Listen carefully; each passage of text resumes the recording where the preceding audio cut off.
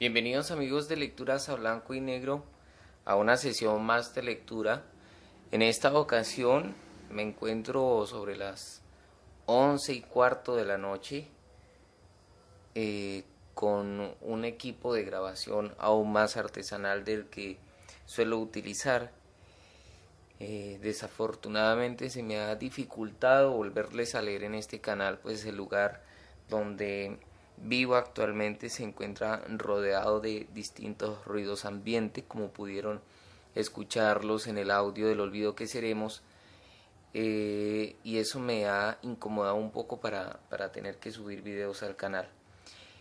Por eso busco estos espacios de medianoche para poder compartir con ustedes una lectura. Y es que la verdad a estas horas pues sucede dos cosas.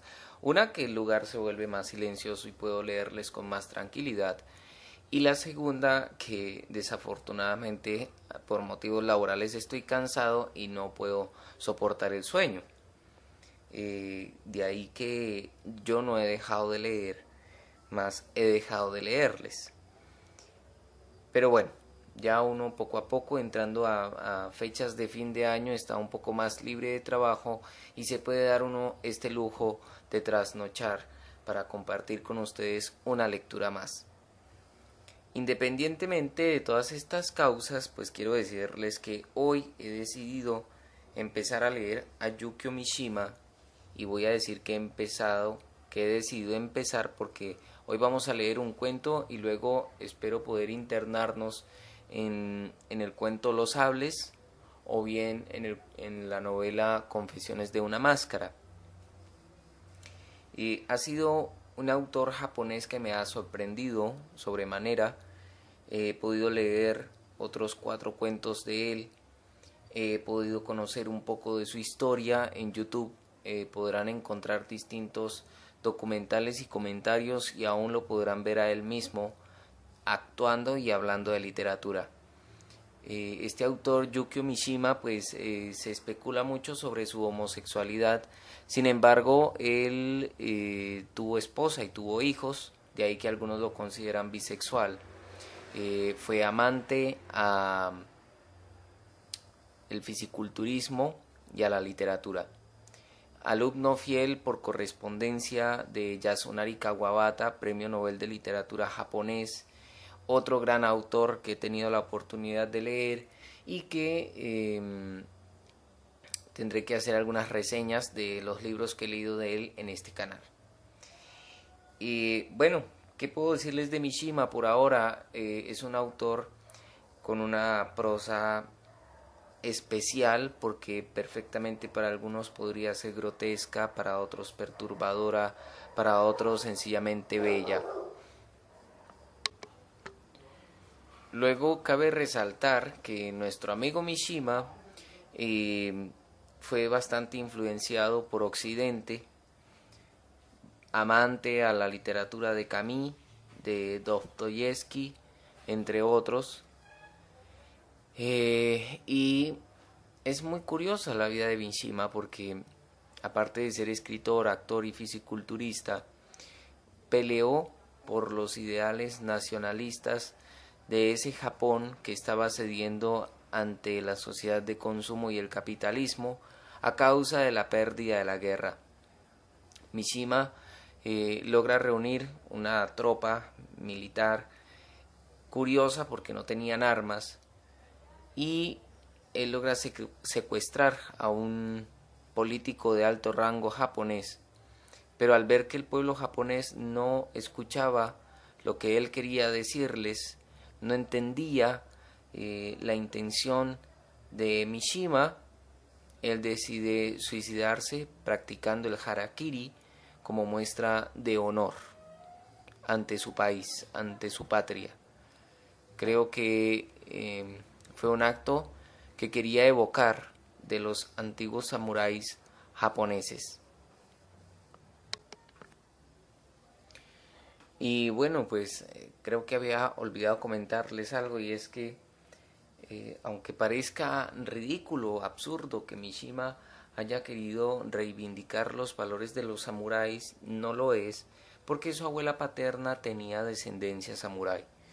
según el prólogo del libro de Los Sables y otros cuentos, se dice que las abuelas paternas en Japón tenían mucha influencia en las decisiones de la familia, y Mishima pues vive un largo tiempo con su abuela.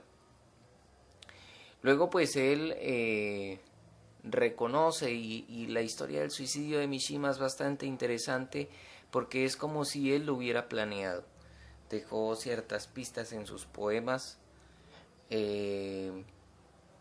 pero siempre predicó, digámoslo así, la necesidad de que Japón reconociera al emperador como un emperador de verdad y no como una nación que se vende a los intereses de otras naciones a causa de la guerra. Creo que Mishima se convierte con su suicidio, como lo dijo él alguna vez, en un personaje literario, porque en el harakiri que se practicó, pues digámoslo de una u otra manera, selló sus ideales y dejó escrito en el mundo el valor del honor ante la patria y ante las ideas que uno predica.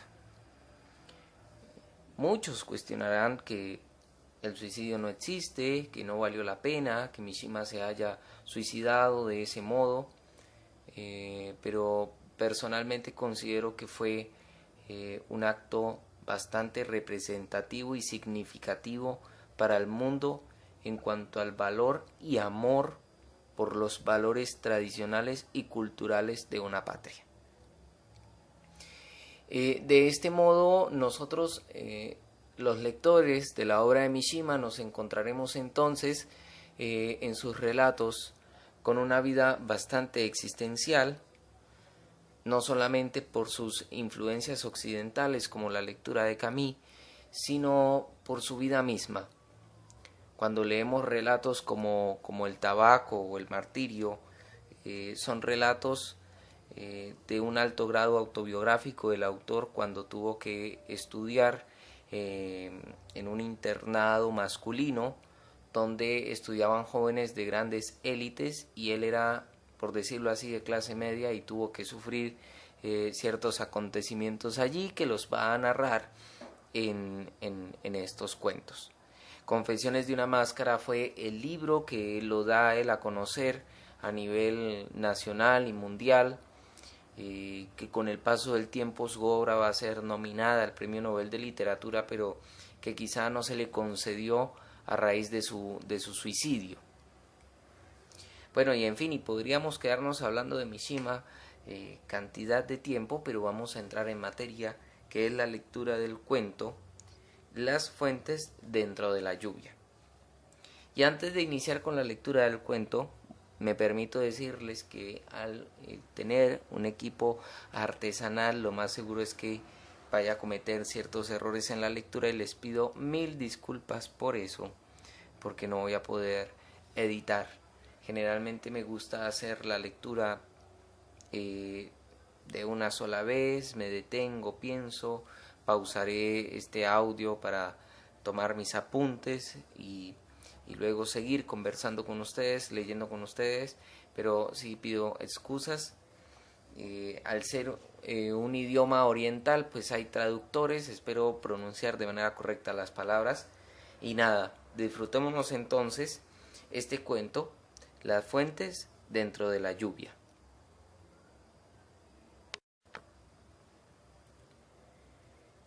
El chico estaba cansado de caminar bajo la lluvia, arrastrando a la chica, pesada como un saco de arena que no dejaba de llorar. Poco antes, en la cafetería Marubiru, había hablado con ella de romper, la primera propuesta de separación en su vida. Era un tema con el que llevaba soñando hacía mucho y por fin se había vuelto realidad. Solo para eso la había amado, o había hecho que la amaba. Solo para eso la había cortejado hasta conquistarla. Solo para eso había acechado desesperadamente la ocasión de poder acostarse con ella. Solo para eso se había acostado con ella. Pues bien, concluidos todos esos preparativos, había podido pronunciar estas palabras: vamos a separarnos. Unas palabras que desde hacía mucho deseaba tanto decir y que por fin había salido de sus propios labios con la solemne autoridad con que pudiera brotar un edicto de los labios de un rey. Palabras cuya simple pronunciación podría agrietar con su propia fuerza hasta el mismo cielo azul. Palabras a cuya articulación había ya medio renunciado, como un sueño imposible, pero el sueño de «ay, algún día», acariciado en secreto. Palabras heroicas y resplandecientes, que ya volaban por el cielo apuntando directamente al blanco, como 3 flechas disparadas por un arco. Palabras que, como un secreto talismán, tan solo puede pronunciar el más varonil de los hombres. Sí, esas eran: vamos a separarnos. A Aquio, sin embargo, le pesaba gravemente que las hubiera tenido que pronunciar con un tono inarticulado y acompañadas de un tembloroso ruido en la garganta, como un asmático con una flema en la laringe, a pesar de habérsela humedecido antes con una bebida de soda tomada con paja. En ese momento el mayor miedo de Aquio era que tales palabras no hubieran sido captadas. Habría preferido la muerte antes de que ella, por no haberlas podido entender, le hubiera pedido que se las repitiese. Al fin y al cabo, una oca que, obsesionada largo tiempo con poner un huevo de oro, finalmente lo pone y por alguna desgracia se le rompe sin que lo vea nadie. ¿Acaso podría poner otro inmediatamente después?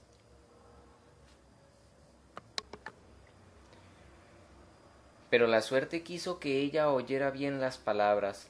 Sí, fue una gran suerte que hubiera podido acabar de decirlo sin que ella pidiera una repetición. Aquio, con sus propios pies, había sido capaz de transponer el puerto de una montaña cuya cima llevaba mucho tiempo contemplando desde lejos. La prueba de que ella había oído sus palabras se la tuvo al instante, con la inmediatez con que el chicle salta de una máquina tragaperras después de engullir la moneda correcta. Alrededor había voces de clientes que parloteaban, traqueteo de platos, timbres producidos por la caja registradora, ruidos, en fin, que pugnaban por hacer reventar las ventanas firmemente cerradas a causa de la lluvia. Esta también añadía al golpeteo de sus gotas, resonando delicadamente al lado de las otras gotas formadas por la condensación del vapor y pegadas en el interior de las ventanas. Una conmoción que poblaba las cabezas con una pesadez nebulosa. Tan pronto como, en medio de esa baraúnda, las palabras inarticuladas de Aquio llegaron a los oídos de Masako, los ojos de ésta fueron dilatándose como conquistando espacio al territorio de un rostro delgado, hasta hacerse desmesuradamente grandes. Más que ojos, eran ya la expresión pura de una catástrofe incontrolable, y de esos ojos salió un borbotón de lágrimas. No es que Masako estallara en sollozos, ni que se pusiera a llorar a gritos, nada de eso. Simplemente las lágrimas, como empujadas por una admirable presión, brotaron en un limpio e inexpresivo chorro. Aquio, como creía que ese llanto era el producto de una presión hidráulica, esperaba con optimismo que habría de cesar pronto. Para empezar, estaba extasiado ante la frescura de menta con que su mente contemplaba el fenómeno.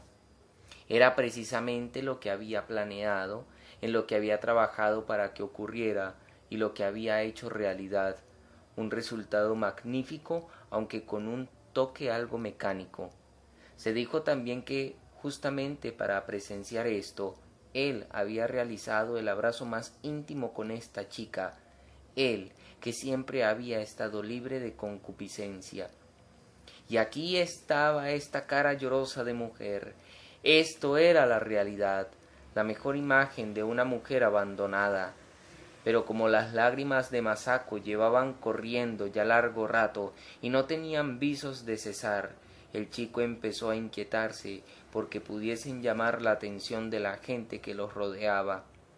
Masako estaba sentada bien erguida en la silla y con el blanquecino impermeable todavía puesto. Por la solapa de su impermeable asomaba el cuello de una blusa roja de cuadros escoceses. Apoyaba las manos en el borde de la mesa, dando la impresión de ejercer con ellas una tremenda fuerza en un gesto de dureza y severidad. Miraba de frente sin poner freno al torrente de lágrimas que ni siquiera le molestaba en enjugar con un pañuelo. En su fina garganta se observaba la respiración entrecortada, emitiendo un sonido regular, como cuando uno anda con zapatos nuevos, mientras sus labios, que jamás se pintaba por ese obstinado principio de los estudiantes, hacían un mohín hacia arriba y temblaban con aire afligido. Los clientes de más edad los observaban con curiosidad, lanzando miradas que turbaban la conciencia de la madurez recién adquirida por Akio. La abundancia de lágrimas de Masako eran verdaderamente causa de asombro. Su flujo no disminuía ni un momento. Cansado, Akio bajó la mirada y se fijó en la contera del paraguas apoyado en la silla. En el suelo de anticuadas baldosas en forma de mosaico, las gotas que resbalaban del paraguas habían formado un pequeño charco. A Akio se le antojó pensar que bien pudieran ser también lágrimas de Masako. De repente tomó la cuenta y se levantó. La lluvia de junio no cesaba desde hacía 3 días, cuando salió del edificio. Marubiru y abrió el paraguas. La chica lo siguió sin decir nada. A Akio no le quedaba más remedio que dejar que Masako, que no traía paraguas, se acobijara bajo el suyo. Esto le hizo pensar en la costumbre de los mayores de guardar las apariencias a pesar de no sentir nada, y le pareció que era una costumbre que ya era suya. Hacer una propuesta de romper con una chica y después compartir el paraguas con ella no era un gesto que se hacía solo para parecer respetable a los ojos de los demás. Sí, era la prueba de que se adoptaba una actitud práctica, y ser práctico, aun en gestos triviales, encajaba en la naturaleza de Akio. Mientras caminaba por la ancha acera hacia el Palacio Imperial, el único pensamiento que ocupaba su mente era dónde podría tirar esta bolsa llorona que llevaba al lado. De repente y sin razón especial, se preguntó si funcionarían las fuentes también los días de lluvia. ¿Por qué le habría venido a la cabeza lo de las fuentes? 2 o 3 pasos más y pensó en la broma que se le estaba ocurriendo. El impermeable mojado de la chica, que al tocarlo le producía una sensación de frío y también de crueldad, le hizo pensar en el tacto de la piel de un reptil, pero contuvo esa sensación, decidido a seguir jovialmente el curso de la broma, y se dijo: las fuentes bajo la lluvia, las voy a poner frente a las lágrimas de Masako, a ver quién gana. Seguro que no es ella. Como el agua de las fuentes se recicla constantemente, Masako, cuyas lágrimas se pierden sin remedio, tiene todas las de perder. Efectivamente, es imposible competir con el sistema de circulación del agua de una fuente. Al verlas, seguro que se resignará y dejará de llorar. Tal vez eso me haga más fácil librarme de esta carga. Lo que tengo que comprobar es si, con lluvia y todo, las fuentes funcionan. Akio caminaba en silencio. Masako, sin dejar de llorar, lo seguía tercamente bajo el mismo paraguas.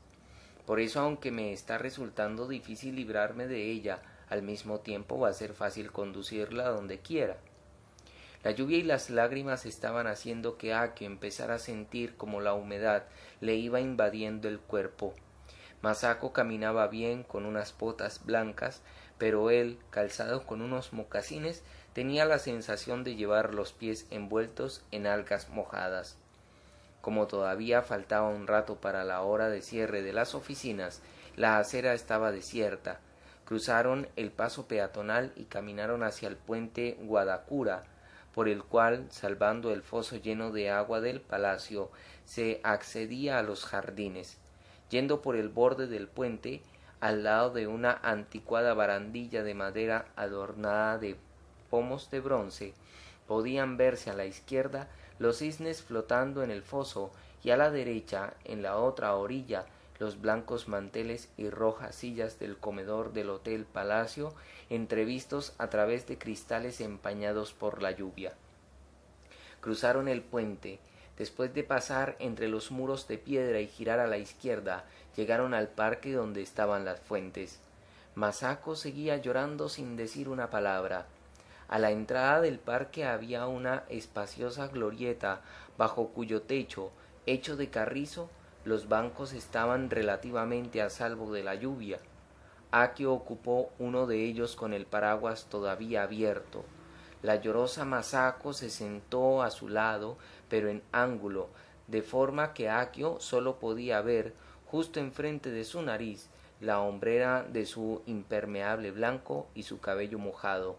La lluvia, repelida por el bálsamo capilar, rociaba su pelo formando un delicado conjunto de blancas gotitas. Masako, llorando y con los ojos abiertos, parecía hallarse en un estado de conciencia del que Akio sintió un repentino deseo de sacarla tirándole del pelo. Masako proseguía con su interminable y silencioso llanto.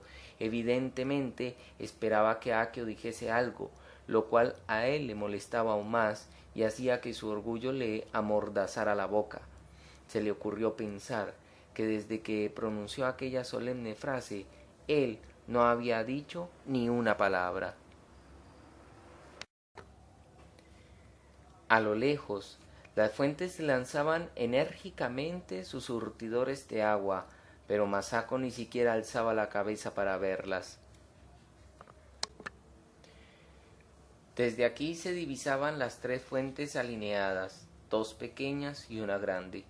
El estrépito de sus aguas, ahogado por la lluvia, llegaba distante y débil, pero sus chorros, que se apreciaban mejor desde lejos, libres del contorno borroso de la rociada, daban a sus líneas desparramadas en varias direcciones el aspecto de la curvatura nítida de unos tubos de cristal.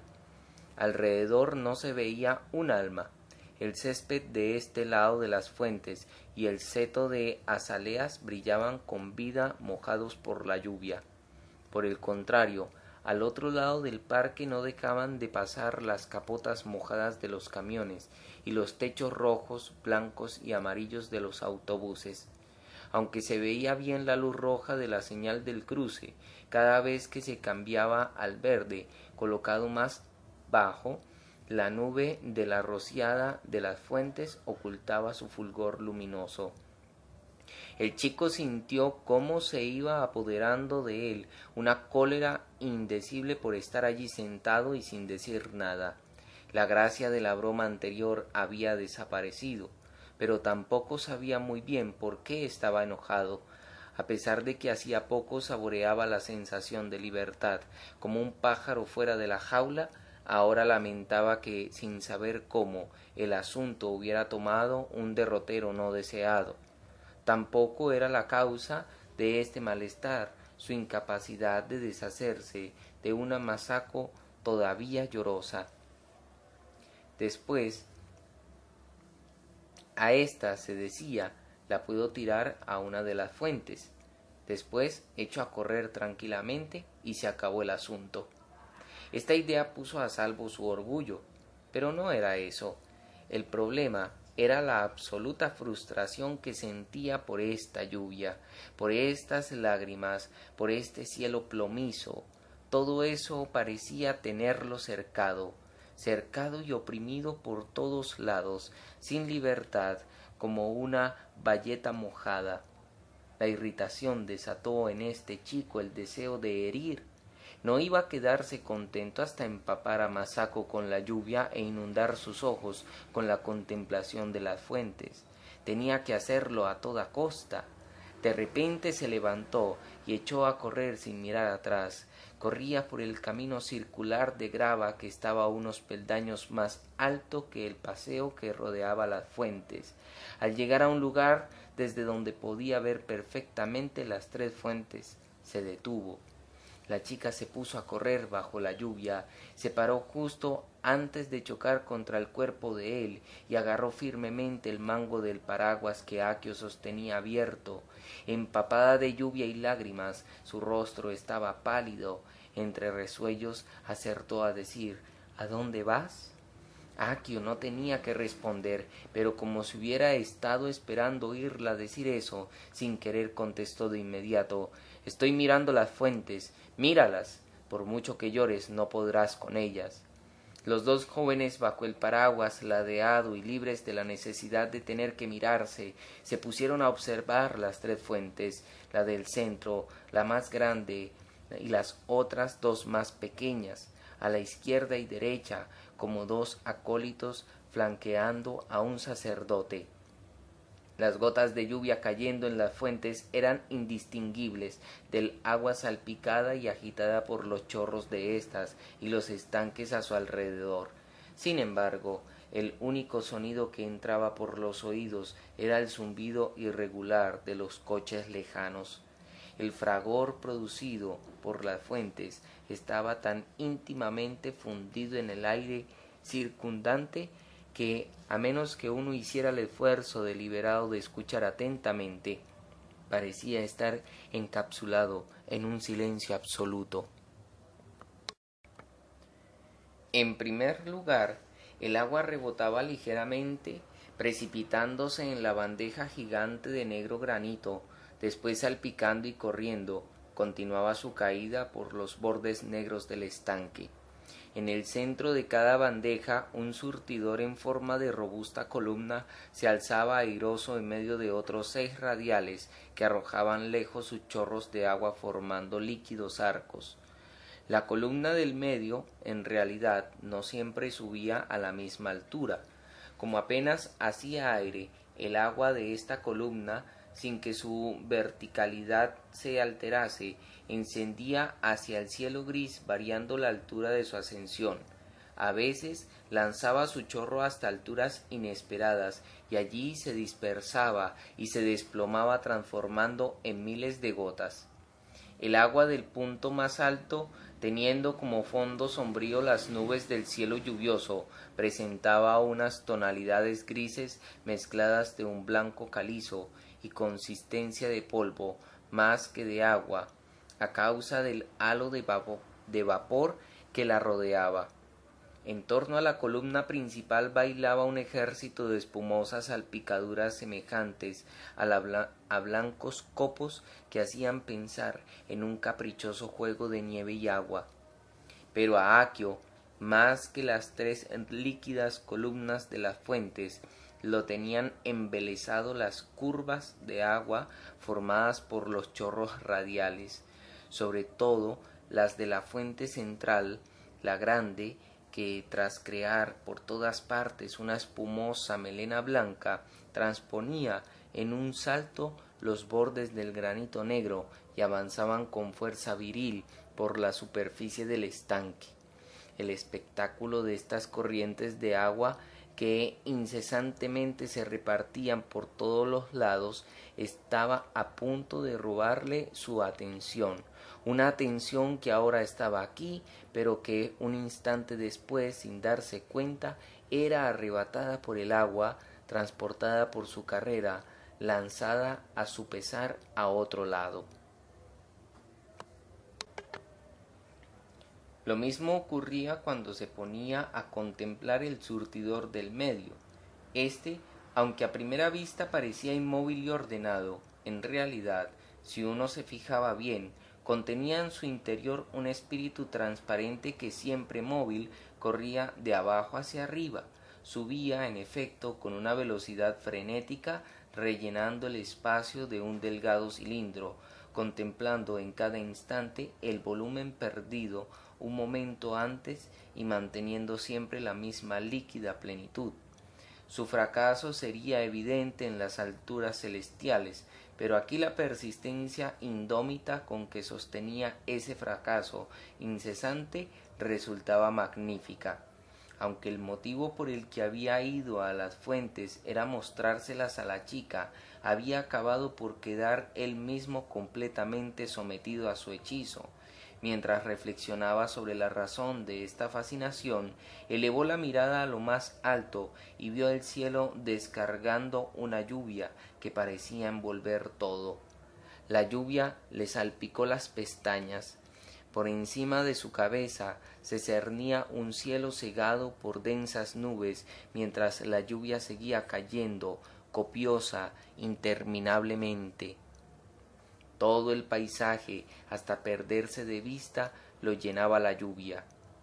La que caía en su cara era exactamente la misma que caía en los tejados lejanos de los edificios de rojo ladrillo o sobre las azoteas de los hoteles. Su rostro, lustroso y todavía casi lampiño a pesar del tímido bigote, y el suelo de hormigón agrietado que cubría la desierta azotea de cualquiera de esos edificios, no eran ahora más que dos superficies expuestas sin resistencia a la misma lluvia. Para ésta, una simple mejilla y un sucio suelo de cemento eran lo mismo. De la cabeza de Aquio se había borrado la imagen de las fuentes justo delante de él. Ahora sólo podía pensar que las fuentes bajo la lluvia repetían un proceso derrochador y estúpido. No tardó mucho en olvidarse tanto de la broma de poco antes como la cólera que la siguió. Su mente ahora estaba vaciando aceleradamente, vaciándose de todo, excepto de la lluvia que caía. Echó a andar distraídamente. —¿A dónde vas? —le preguntó la chica moviendo sus botas blancas al paso de Aquio y agarrando el mango del paraguas. —¿A dónde? Eso es asunto mío. Te lo he dicho bien clarito hace un rato, ¿no? —¿Qué me has dicho? La miró con horror. La lluvia había limpiado de lágrimas la cara de la chica, aunque los ojos enrojecidos indicaban que había llorado. Tampoco la voz era trémula como antes. —¿Cómo que qué te he dicho? Pues eso, lo que te he dicho hace un rato, que hay que separarse. Fue entonces cuando el chico distinguió por detrás del perfil de la chica que se movía bajo la lluvia el color rojo carmín de unas azaleas diminutas y tenaces repartidas por el césped. —¿De verdad? ¿Has dicho eso? Pues no te había oído. Su voz era normal. A punto de caerse por la sorpresa, el chico dio a duras penas 2 o 3 pasos hasta que por fin le vino a la cabeza una respuesta que dio tartamudeando. Pero... entonces, ¿por qué llorabas? No lo entiendo. Ella permaneció un buen rato sin contestar. Su mano pequeña y mojada seguía aferrada al mango del paraguas. No sé cómo me han podido salir las lágrimas, sin ninguna razón especial. El chico se enfadó y quiso gritar, pero en ese momento su voz se convirtió en un fuerte estornudo.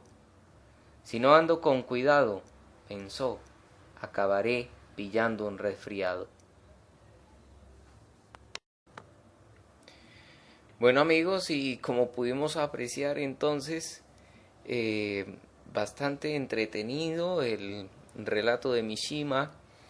Creo que es un acto cruel en la relación pensar que Akio se dedicó a conquistar una mujer sencillamente para darse el placer de un día decirle: debemos separarnos, debemos terminar con esta relación.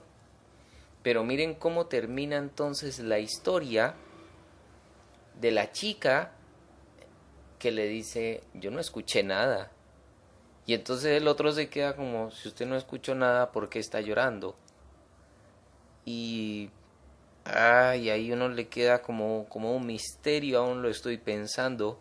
Me gustaría saber ustedes qué opinan al respecto, para que lo escriban aquí abajo en los comentarios, frente a esa actitud de la muchacha al decirle: no sé por qué estoy llorando.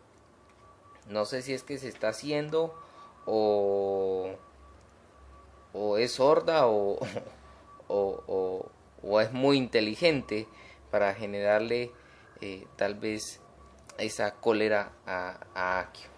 Creo que mira como un acto tan sencillo Mishima logra hacerlo cruel, pero luego cómo lo reversa con la actitud de la chica al llorar. Y luego entonces tenemos este bello estilo de los japoneses, porque lo noté también en Kawabata, de cómo describen muy bien los paisajes y cómo este hombre describe, creo que la fotografía es clara de las tres fuentes y cómo va fluyendo el agua de las tres fuentes, y personalmente siento que la fuente representa un ciclo, esos ciclos, y el personaje Akio, que se pone a observar las fuentes y reflexiona sobre por qué está enojado, por qué luego decirle a la chica nos tenemos que separar, entra en ese enojo y se da cuenta que nada tiene sentido, nada de lo que hizo tiene sentido, que su broma tampoco tuvo sentido, tanto que lo llevó a pensar en empujarla, tirarla a la fuente y salir corriendo cual niño chiquito, pero nada de eso tenía sentido. Y yo personalmente no soy de los que le dé significados a la literatura, ni qué representa, ni nada de eso.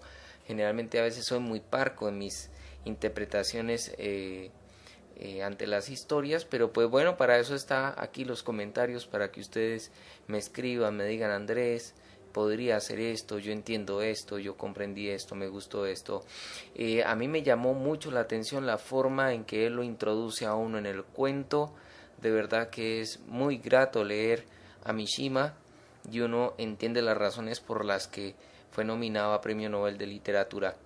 Creo que de todos los cuentos es el que técnicamente más me ha gustado, más me ha llamado la atención, pero los demás no escatimo de ellos porque cada uno aporta temas, descripciones, argumentos, diálogos, sentencias muy valiosas en la literatura universal.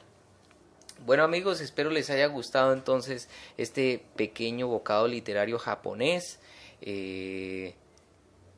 Esperemos que podamos leer aquí artesanalmente o profesionalmente los sables de Yukio Mishima para comprender ese valor patriótico del nipón.